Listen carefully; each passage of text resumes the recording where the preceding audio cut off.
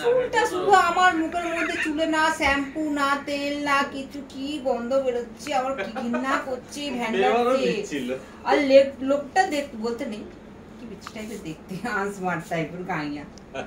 আমি না তার শুধু তার কানটা আমার ঠোঁটের কাছে, মানে ওনার হাই দেন চুমু খেলে না, চুমু তো আমি খাবো না, আমি শুধু এরকম বলেছি। আর একবার যদি আপনি কানের কাছে এরকম করে, আর একবার যদি আপনি নড়েছেন না, আপনার মাথার মধ্যে কামড়ে ধরে।